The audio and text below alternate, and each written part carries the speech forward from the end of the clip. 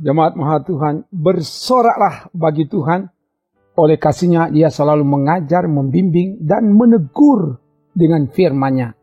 Kini firman akan disampaikan dari 1 Petrus 5 ayat 1-11. Sebelum itu, mari berdoa. Ya Bapa, singkapkanlah kebenaran firman-Mu melalui bagian firman yang akan kami baca renungkan saat ini. Tuntun kami untuk menemukan kebenaran-Mu itu dan mampukan kami untuk melakukan itu di hidup kami. Ke dalam kuasa-Mu hamba serahkan dalam nama Tuhan Yesus. Haleluya. Amin. Firman Tuhan disampaikan dari 1 Petrus 5 ayat 1-11. Begini dikatakan. Aku menasihatkan para penatua di antara kamu. Aku sebagai teman penatua dan saksi penderitaan Kristus yang juga akan mendapat bagian dalam kemuliaan yang akan dinyatakan kelak. Gembalakanlah kawanan domba Allah yang ada padamu. Jangan dengan paksa, tetapi dengan sukarela sesuai dengan kehendak Allah. Dan jangan karena mau mencari keuntungan, tetapi dengan pengabdian diri. Janganlah kamu berbuat seolah-olah kamu mau memerintah atas mereka yang dipercayakan kepadamu. Tetapi hendaklah kamu menjadi teladan bagi kawanan domba itu. Maka kamu, apabila Gembala Agung datang, kamu akan menerima mahkota kemuliaan yang tidak dapat layu. Demikian jugalah kamu, hai orang-orang muda, tunduklah kepada orang-orang yang tua. Dan kamu semua, rendahkanlah dirimu seorang terhadap yang lain. Sebab Allah menentang orang yang congkak tetapi mengasihani orang yang rendah hati. Karena itu, rendahkanlah dirimu di bawah tangan Tuhan yang kuat, supaya kamu ditinggikannya pada waktunya. Serahkanlah segala kekhawatiranmu kepadanya, sebab Ia yang memelihara kamu. Sadarlah dan berjaga-jagalah, lawanmu, si iblis, berjalan keliling sama seperti singa yang mengaum-aum dan mencari orang yang dapat ditelannya. Lawanlah dia dengan iman yang teguh. Sebab kamu tahu bahwa semua saudaramu di seluruh dunia menanggung penderitaan yang sama. Dan Allah, sumber segala kasih karunia, yang telah memanggil kamu dalam Kristus kepada kemuliaan-Nya yang kekal, akan melengkapi, meneguhkan, menguatkan, dan mengokohkan kamu sesudah kamu menderita seketika lamanya. Ialah yang empunya kuasa sampai selama-lamanya. Amin.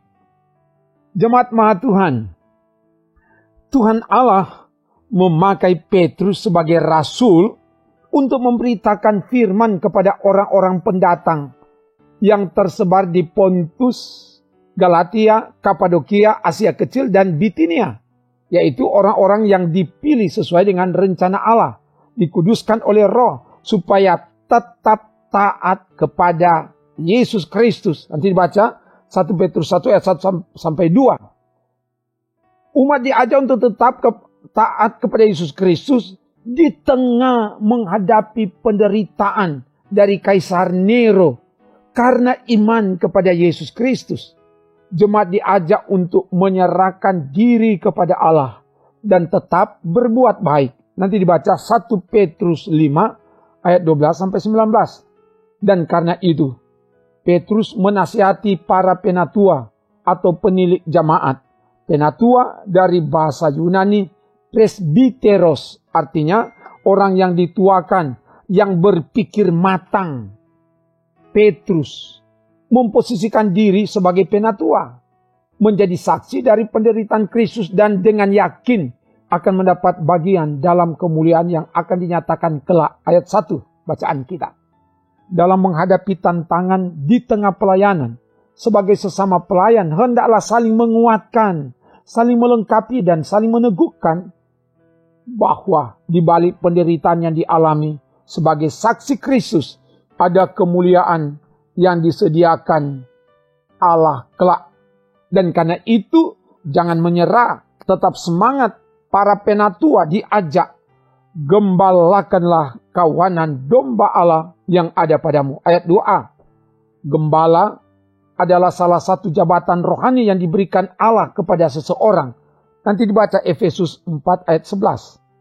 mandat untuk menggembalakan bukan diberikan dari domba-domba, tetapi diberikan oleh Allah. Karena itu, tugas kegembalaan harus dilaksanakan sesuai dengan kehendak Allah, yaitu dengan cara pertama, jangan dengan terpaksa, tapi dengan sukarela, ayat 2b. Artinya, dalam melaksanakan tugas sebagai gembala harus dengan sukacita, bukan dengan sungut-sungut dan berbantah-bantahan. Semua dilakukan sebagai tanda terima kasih kepada Allah yang mempercayakan tugas itu. Kedua, jangan karena mau mencari keuntungan, tetapi dengan pengabdian diri, ayat 2c.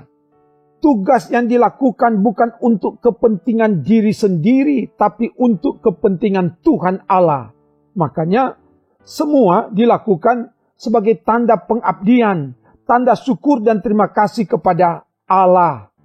Yang ketiga, jangan memerintah tetapi hendaklah menjadi teladan. Ayat 3. Keteladanan sang gembala sangat penting dan sangat menentukan keberhasilan pelayanan. Karena itu, sebagai gembala harus menjaga integritas. Sebagaimana yang diajarkan oleh Yesus, melayani bukan untuk dilayani. Nanti dilihat Markus 10 ayat 42-45. Maka apabila sang gembala agung datang, akan menerima mahkota kemuliaan yang tidak dapat layu. Ayat 4.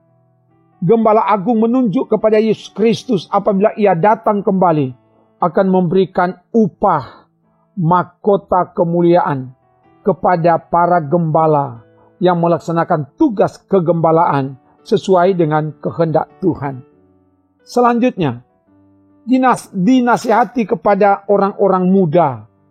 Orang muda menunjuk kepada anggota jemaat yang usianya lebih muda agar tunduklah kepada orang-orang yang tua. Ayat 5a. Tunduk dalam arti menghargai, menghormati orang yang lebih tua.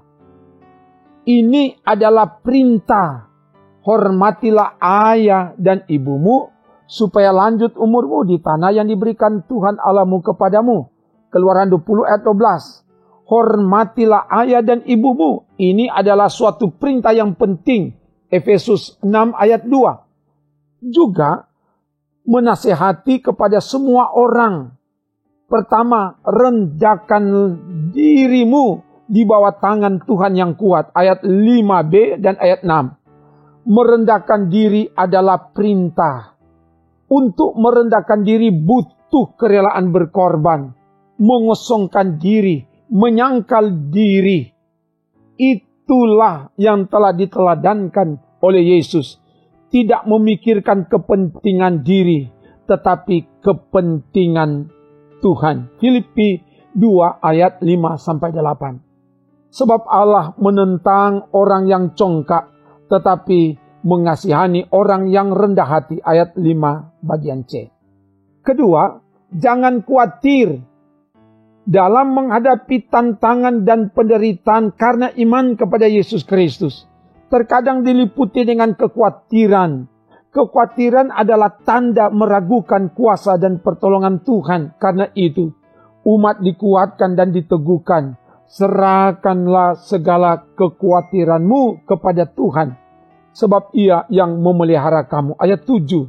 Kalau Tuhan yang pelihara, tidak ada yang harus dikhawatirkan. Segala perkara dipakai Tuhan untuk mendatangkan kebaikan kepada kita. Ketiga, jangan lengah. Harus sadar dan berjaga-jaga.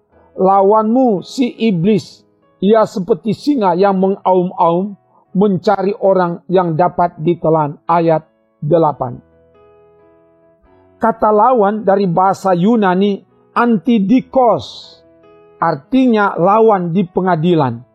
Hal ini menunjuk bahwa iblis terkadang menggunakan hukum-hukum Tuhan untuk menyerang dan mendakwa kita. Karena itu kita harus siap sedia dan melawan dengan iman yang teguh sambil berkeyakinan yang kuat bahwa semua saudara di seluruh dunia menanggung penderitaan yang sama. Ayat 9, artinya kita tidak sendirian menghadapi penderitaan karena iman kepada Yesus Kristus. Ada begitu banyak orang yang menanggung penderitaan yang sama. Dan yakinlah bahwa Allah tidak akan membiarkan Dia yang telah memanggil kamu dalam Kristus kepada kemuliaannya yang kekal akan melengkapi, meneguhkan, menguatkan, dan mengokohkan sesudah kamu menderita. Ialah yang mempunyai kuasa sampai selama-lamanya. Ayat 10 dan 11. Artinya, ketika menghadapi penderitaan karena iman kepada Yesus Kristus, Tuhanlah yang akan menolong, memberi kemenangan. Bukan kemenangan yang semu, tapi kemenangan yang abadi selama-lamanya. Jemaat Maha Tuhan, dari bagian firman ini kita diingatkan, dikuatkan, dan diteguhkan bahwa hidup beriman kepada Yesus Kristus tidaklah mudah. Harus menanggung banyak penderitaan. Kita dipanggil untuk menderita bersama Kristus. Karena itu, apapun penderitaan yang dialami, tidak dapat melemahkan kualitas iman kita. Sebagai pelayan, tetap eksis melaksanakan tugas pelayanan sebagai gembala yang menggembalakan anggota jemaat dengan berpola dari keteladanan Sang Gembala Agung, yaitu Yesus Kristus.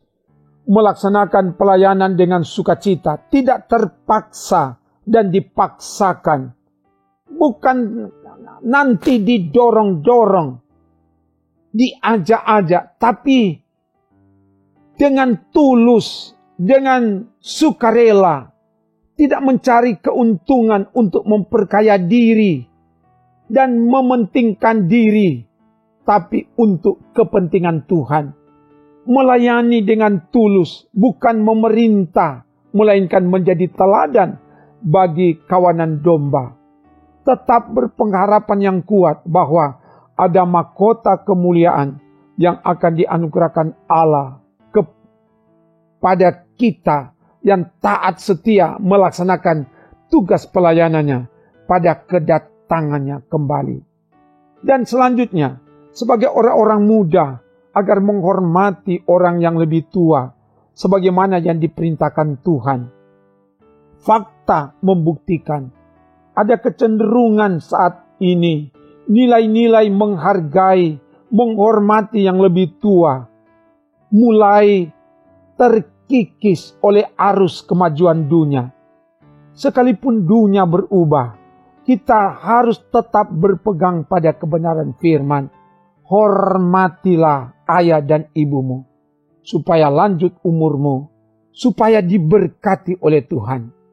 Dan selanjutnya, kepada semua umat, firman Tuhan mengajak, hiduplah dalam kerendahan hati, seperti yang telah diteladankan oleh Yesus. Dan jangan lengah, siap sedia supaya tidak jatuh dalam godaan iblis. Miliki iman yang teguh untuk melawan segala tipu daya iblis. Allah dalam Yesus Kristus sanggup menolong dan memberi kemenangan yang abadi kepada kita. Semoga demikian. Haleluya. Amin. Mari berdoa. Terima kasih Bapa. Firman telah diberitakan. Biar kami mau hidup di dalam ketaatan dan kepatuhan melaksanakan firman-Mu. Dan semua yang mengikuti pelayanan firman ini, dimanapun berada, diberkatilah oleh Tuhan. Tuhan jamah supaya semua bertumbuh, berakar dan berbuah di dalam Tuhan. Dan diberkati serta menjadi berkat bagi banyak orang. Dalam nama Tuhan Yesus. Haleluya. Amin. Demikian pelayanan firman dan doa. Kasih karunia Allah yang melampaui segala akal akan menolong, memberkati, memberi kemenangan, dan menyelamatkan saudara kini sampai Maranatha. Amin. Trims.